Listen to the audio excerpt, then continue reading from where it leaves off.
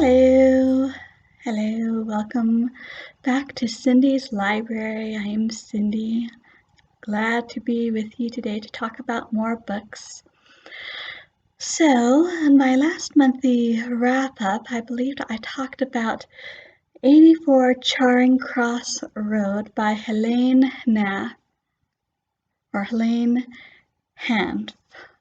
Not sure if I'm saying that right, but it was quite charming, which is basically her correspondence as a New Yorker writer writing to an antique bookshop in England for hard to find books that she was desperate to find. And after she wrote that book, she got actually a fair amount of notice and a fair amount of fan mail. And so eventually, and I think this was with the encouragement of her publishers, but in any case, because of this relationship she had with this bookshop over in England and all the friends she had met through mail correspondence over there, and the fans she gained since then, she had a great longing to go over to England and see everything. And so she finally had the chance. And the Duchess of Bloomsbury Street is the result. You see, one of her friends said, P.S. Keep a diary. So much will be happening to you. You won't remember it all without a diary. And so that is exactly what Helene did during her 5 to 6 weeks that she spent over in England. She kept a diary and she talked about meeting with friends, the activities she did, the things that she saw that she'd always wanted to see, little observations about English culture that was different from what she saw in New York. And it's quite engaging. Makes me want to go visit England myself even more. Now, and I have plenty of reason for wanting to go there myself, between having a highly English ancestry, loving C.S. Lewis and J.R.R. Tolkien, and other English authors, Jane Austen among them. And so this was very interesting. She has a very distinct voice and gives a very amusing portrait of her visit. So a very fun, quick read. And then I also read Key's Legacy, also by Helene Hanff. You see, Helene was best at the language arts in school.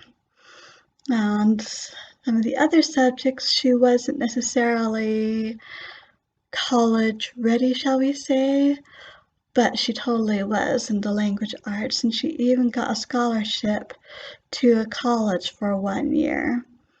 But after that, they were not able to keep it up. It was the Great Depression. And so Helene decided she was going to educate herself. And so she went to the public library, asked for the literature section, and started browsing to see who would best be able to instruct her in literature.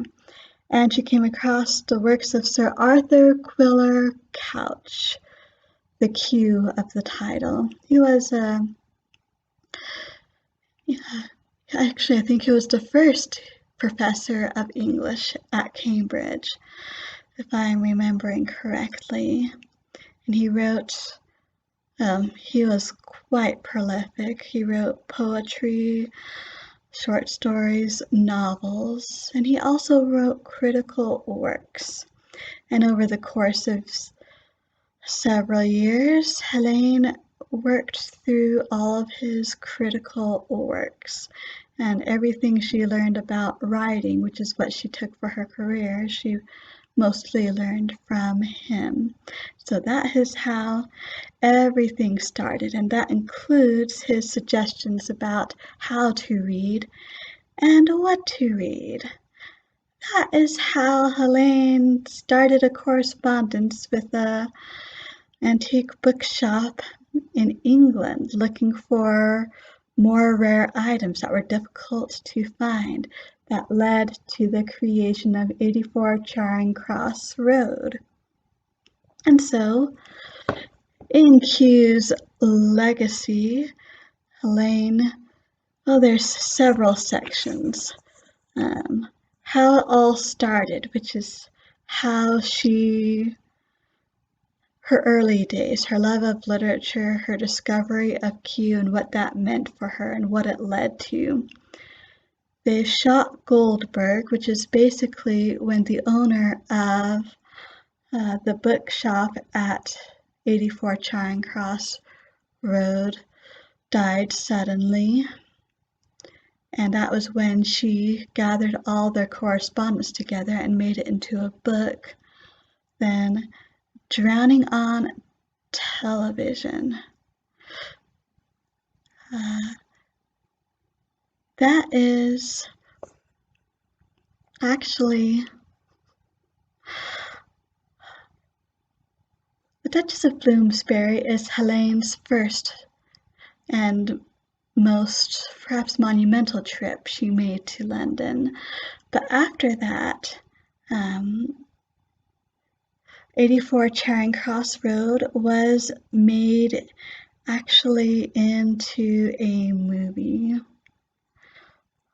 of sorts. And so she was invited back in order to,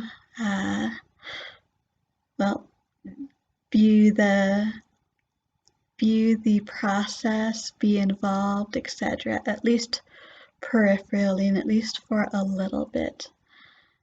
And so that was quite monumental as well, and that movie apparently did quite well.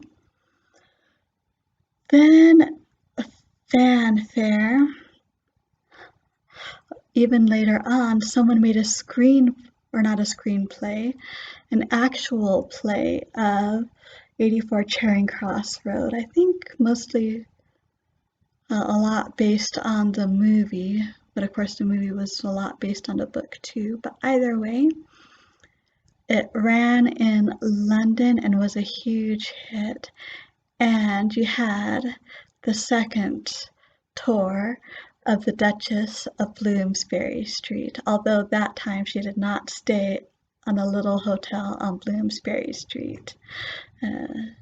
She was basically treated like a queen that time. Then to the well-trod stage anon tells about the American version of that play, which, well, we'll just say it was not the same.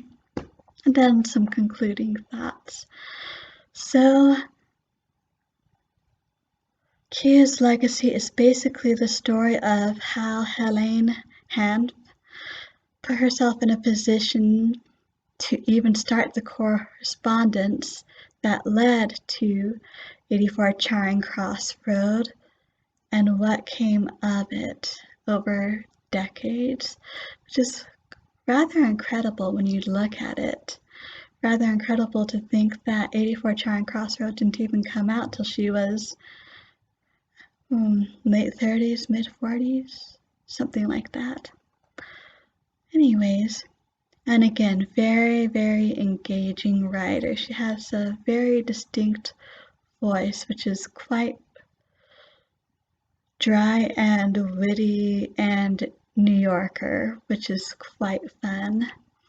And it's also a great story of showing how powerful literature can be and the connections that it can make, and not just with the dead, but with the living too in the right circumstances. So quite enjoyed The Duchess of Bloomsbury Street, and Q's Legacy.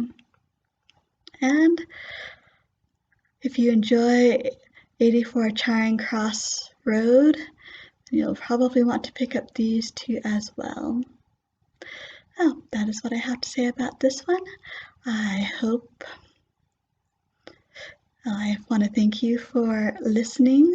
Feel free to leave any comments and suggestions. If you've read these books and want to share what you thought, I'd love to hear it. And as always, I hope everyone stays healthy and safe. And until next time, happy reading.